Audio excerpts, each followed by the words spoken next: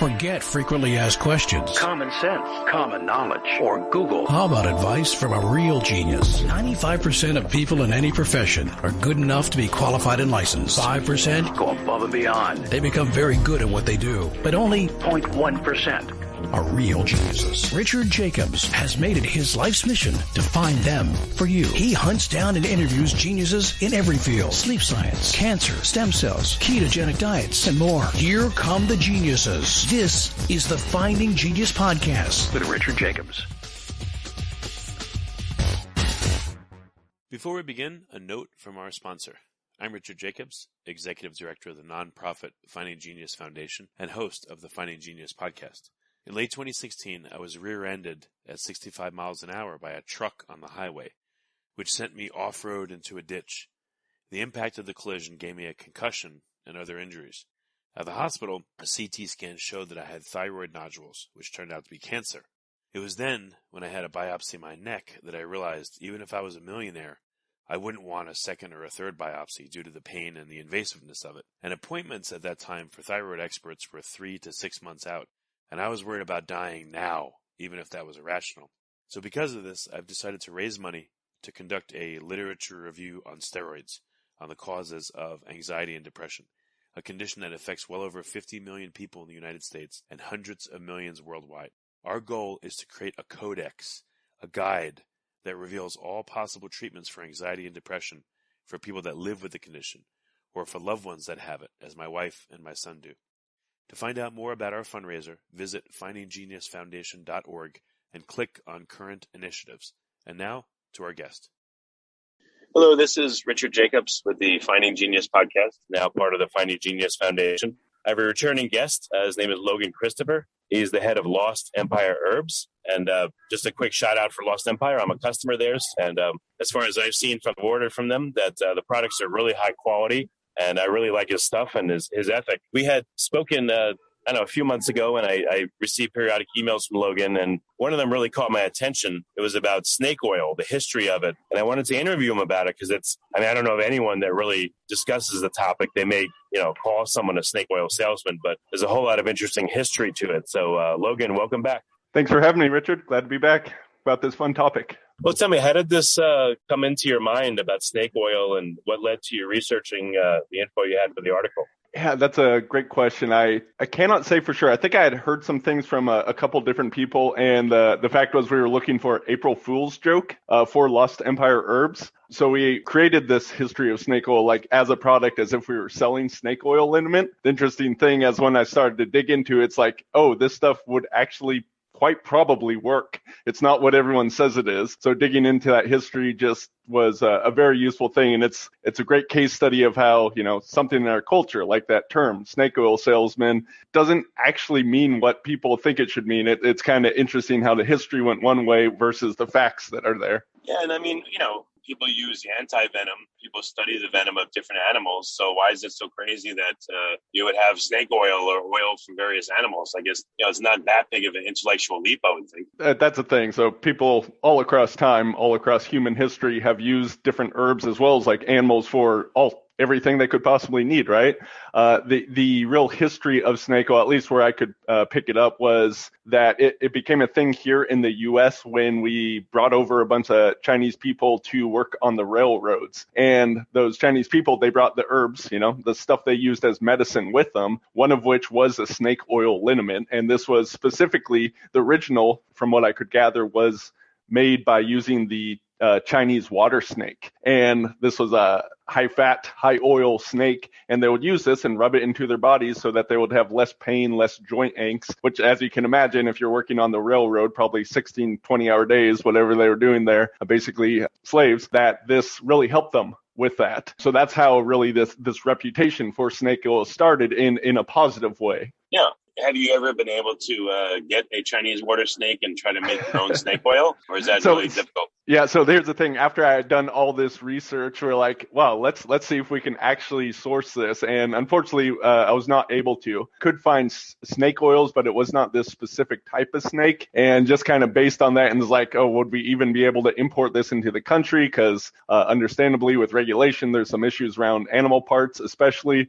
So I have not pursued it further at this point, but I could not find the specific Chinese water snake. Do you know if anyone in China is doing this still? Or is that too difficult to find out?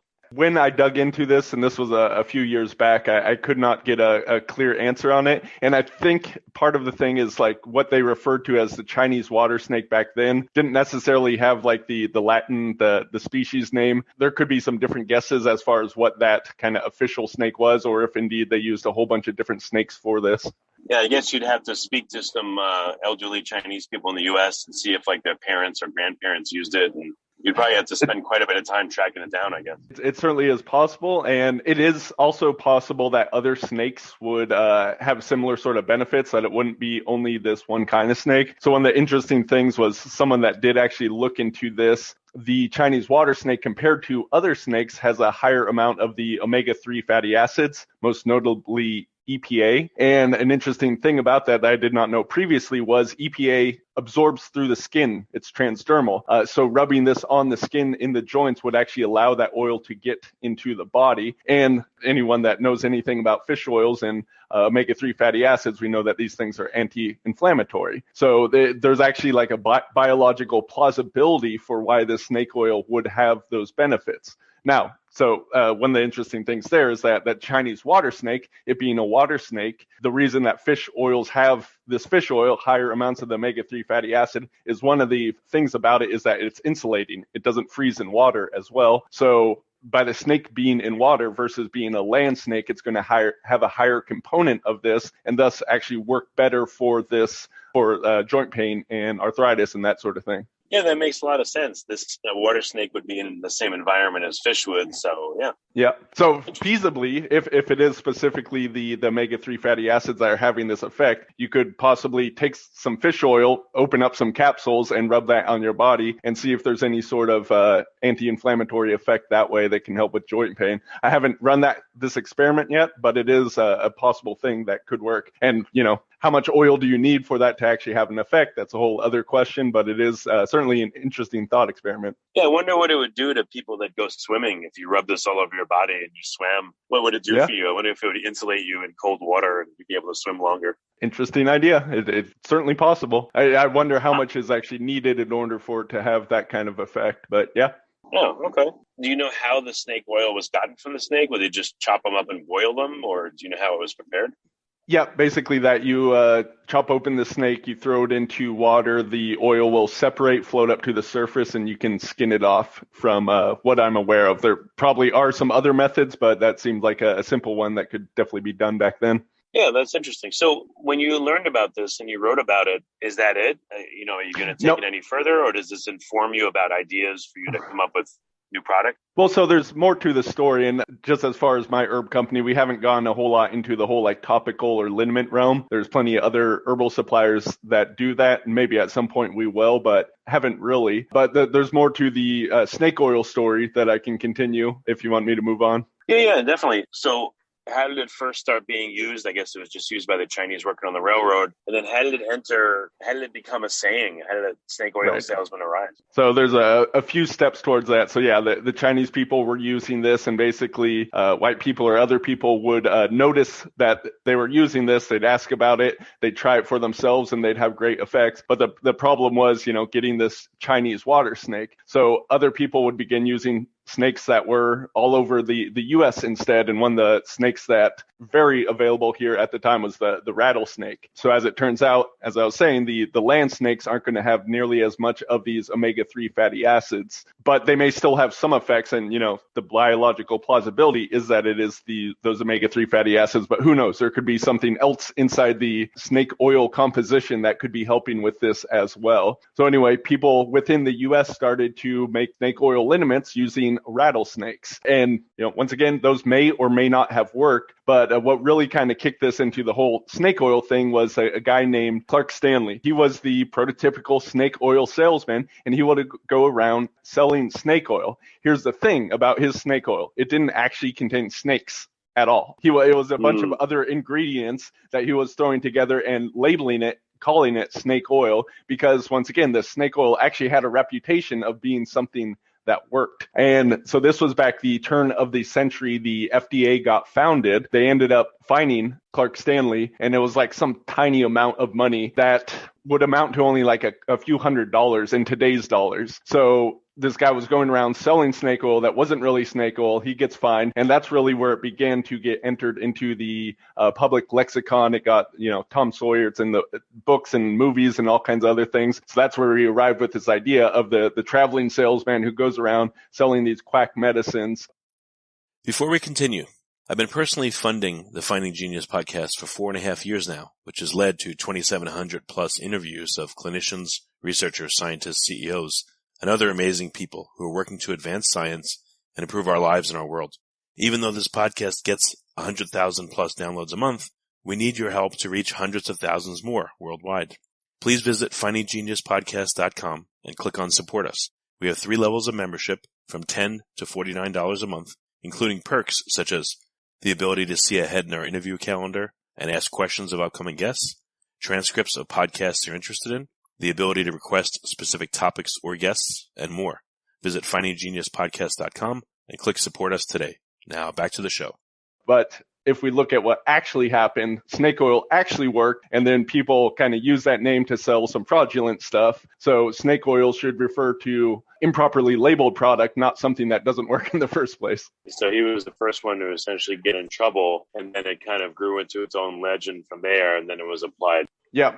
And so one of the interesting thing was, in addition to this looking at the omega-3 fatty acid, I actually went through PubMed. I searched the literature to see how much evidence for or against does snake oil actually work. And most of the things, like you go to PubMed and you search for snake oil, predominantly what you're finding is people comparing it using this idea of snake oil being something that is, how we use it in the popular phrase, something that doesn't work, something that's fraudulent. But there was a few studies on snakes, and most of these were really preliminary. They're looking like boa constrictor fat, finding some anti-inflammatory properties. So there really isn't actually science disproving that snake oil works. That's kind of an important thing because often people get confused with science. A lack of evidence is not the same as evidence of lack. So say more about that.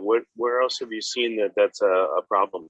Well, so the FDA, we'll bring it forward to today. They just approved an Alzheimer's medication, Aduhelm, put out by Biogenics, I believe is the company. And so their normal approval process involves 2 trials that have to find, evidence that the thing worked. So here's what's interesting about this. The FDA has an advisory panel that looks at this scientific evidence. And if everything is going as it should, then these people would either say, yes, the evidence for this drug looks good, or no, the evidence for this drug does not look good. And hopefully the FDA would work according to that.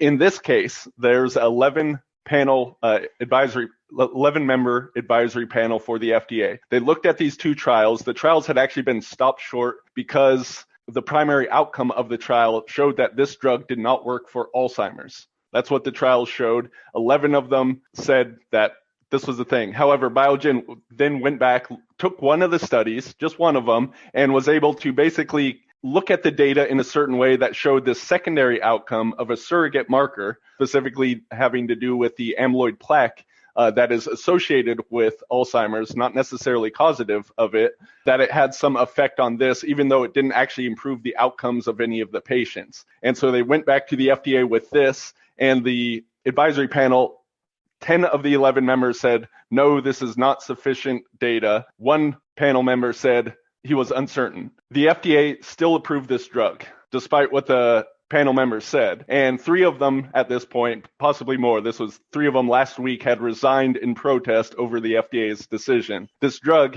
was approved off of a single trial that showed a biological end marker improved without any difference to the patients. And this drug will cost $56,000 a year for treatment. So it's like saying I took a drug and my cholesterol went down from 200 to 180, but physically nothing else happened to me. I'm not any different at all, and yet it's still efficacious. Yeah, so that has to do with the surrogate end markers, and that actually has been shown in some research. There's some saying that these statins are working, but there's other research saying like while they reduce cholesterol, people aren't dying any less. So there's definitely some discrepancies there as well. And this has to do with our reductionist frame, trying to find one thing, which in certain cases, absolutely it can work. If we find one thing and it absolutely is causative of some downstream effects or some symptoms, some disease, then yeah, we can treat that. But if we're not looking at the complex systems, that is biology, we're very often wrong using these surrogate end markers. And actually, a bunch of the drugs that are approved in cancer and treating cancer show this. A lot of them are approved based off these surrogate end markers and are shown in later research not to be efficacious in extending the lives of cancer patients at all.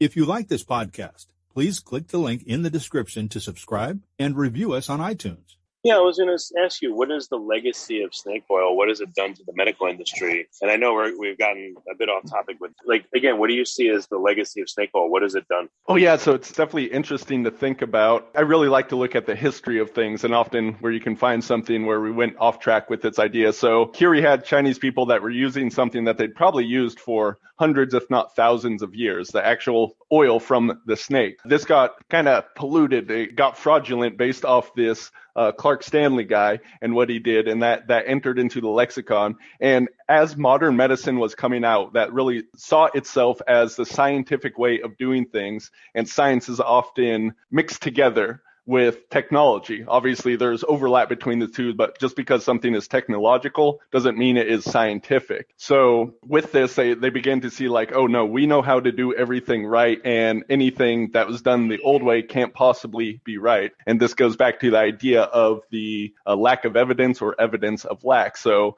we can poo-poo all these things, call them snake oil. We can say like, oh, all herbs or homeopathy, all this stuff is snake oil, right? Without actually looking at the evidence that might be there. Or actually saying like a true scientific opinion would be to say like, we don't have evidence one way or the other. But if you are coming from a priori assumption that this is how the world works, that thing can't possibly work, then it doesn't matter whether the science is there or not for you. You already have your beliefs in place. And unfortunately, this happens a lot in science and medicine. Yeah, I recently interviewed a guy where he said, let me see if I can get this right. He said, lack of a drug does not make you sick. So meaning if you take a drug, all it really does is, at best, it's going to cover up symptoms. It's not going to cure you. And again, lack of taking a drug doesn't mean that you're ill. It's kind of a strange way to put it, but it makes sense. But yeah, definitely. If you compare this to, say, vitamins or minerals, right, where a deficiency of one of these can undoubtedly make you sick. With vitamin D, we have rickets. With vitamin B3, we have pellagra, all kinds of different things where we can show that this is a problem. And although those are those specific and kind of linear cause and effect, right? If you don't have enough vitamin D, you can have rickets. If you don't have enough iodine, you can get a goiter. That's very specific. But what most people are suffering now is more chronic insufficiencies of these things where, it's because you don't quite have enough of these 10 different vitamins and or minerals, and you have overexposure of these different toxicities, that this in you kind of emerges as an autoimmune disorder or cancer or whatever else. And again, this speaks to the broader picture of complex biology that really is behind health. Yeah, it's a strange paradigm if you think about it.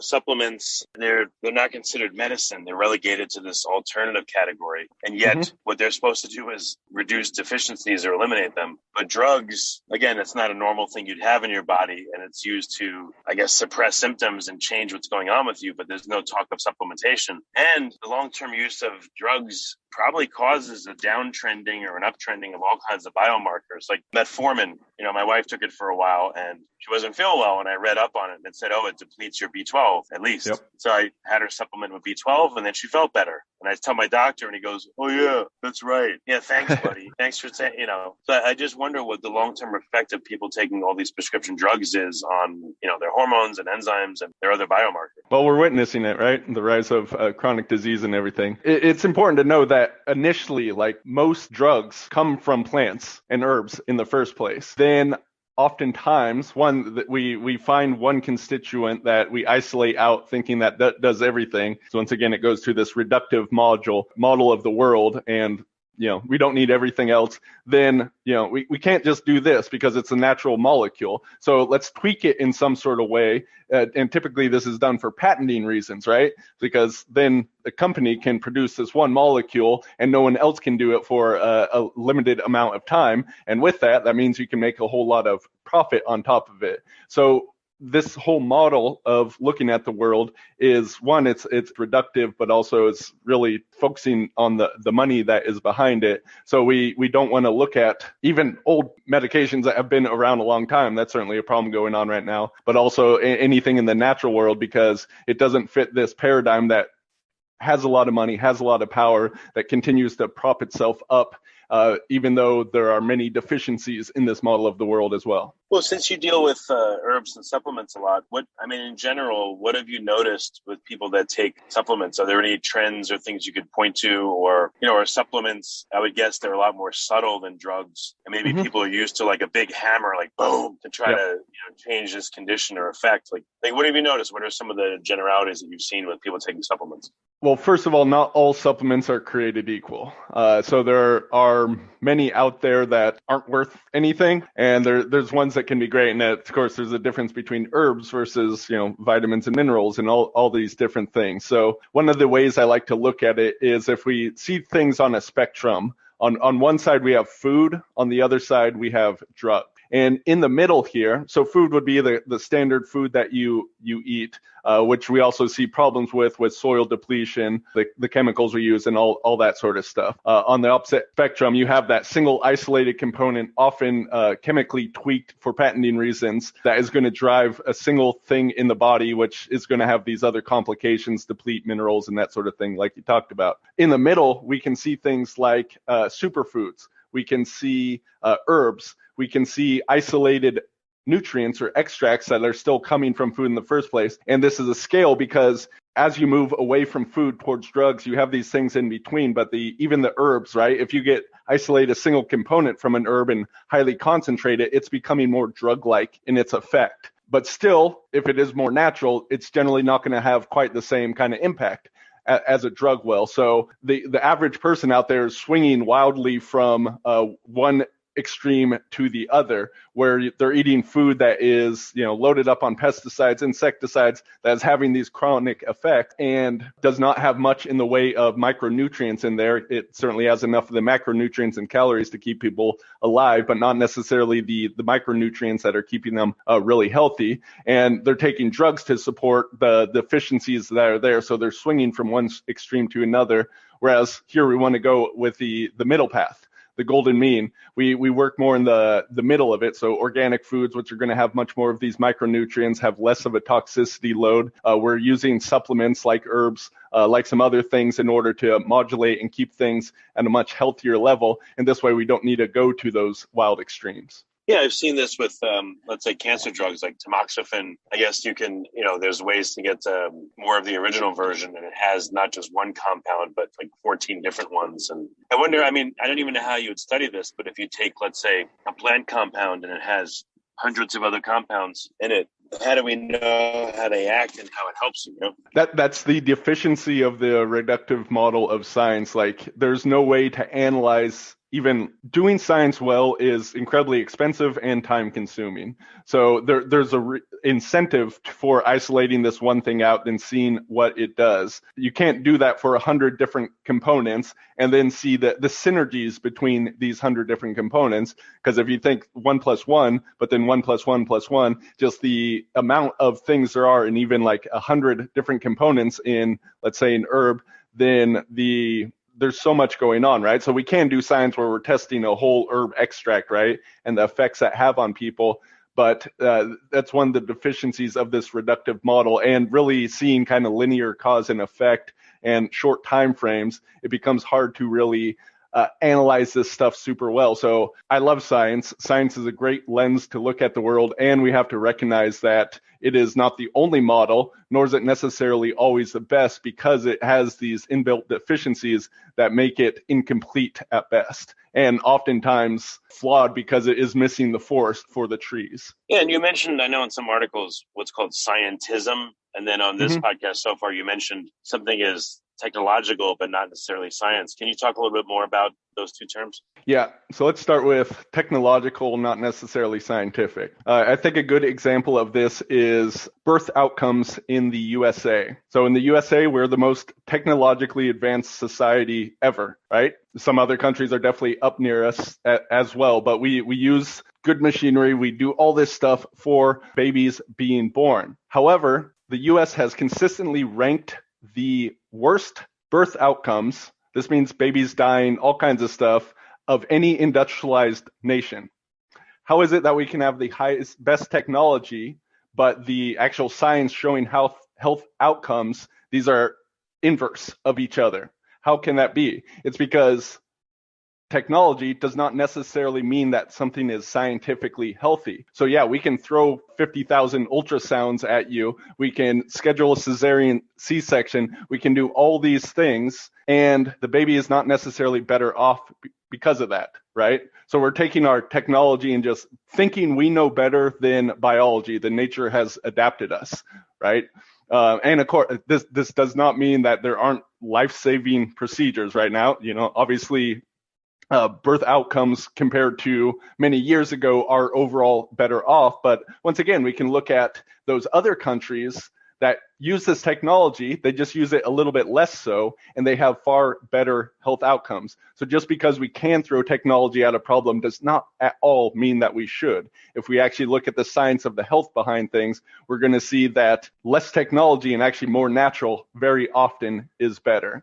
And we can see this kind of across the board. All the advances in agriculture, using science, pesticides, Roundup, all that's coming out in court cases now, just how bad that stuff is, and that it doesn't actually really increase yields. It's going to do so in the very short term, but long term, it is causing bigger problems to the environment, to the ecology, to the growing of food, the rise of superweeds, which is kind of like antibiotic resistance. So all these things, we can see these same problems across a wide range of things. So this kind of brings up scientism. Different people define this differently, but it is really kind of dogmatic belief in science, where it becomes its own sort of religion. So believing that because something is technological, it has to be better. Believing that, you know, we have these advanced drugs, so herbs can't possibly do anything. It's not worth even looking at. These are really person that has a worldview, has a set of beliefs and values that is really dogmatic at its core. It's fundamentalist at its core. So they use this hardcore skepticism, skepticism is useful in science. But if you get to a point where you are saying, I wouldn't believe that even if it were true, then you have really approached a religious belief. This is where we become in the realm of scientism. Yeah, well, it makes sense. Well, very good. What's the best way for people to find more about you, and where can they go to look up Lost Empire Herbs? Just Google it, or what's the website? You can Google it, but lostempireherbs.com, simple as that. If anyone wants to reach out to me, you can find me at logan@lostempireherbs.com, where we have all kinds of videos, articles, books, tons of stuff there in addition to the different herbs. So if you like these ideas, there's plenty more to explore at the website there. All right, Logan. Well, thank you for coming back. I really appreciate it. Yeah, thanks for having me. It was fun.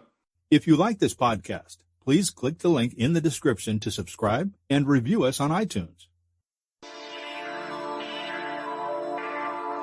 You've been listening to the Finding Genius podcast with Richard Jacobs. If you like what you hear, be sure to review and subscribe to the Finding Genius podcast on iTunes or wherever you listen to podcasts. And want to be smarter than everybody else? Become a premium member at findinggeniuspodcast.com. This podcast is for information only. No advice of any kind is being given. Any action you take or don't take as a result of listening is your sole responsibility. Consult professionals when advice is needed.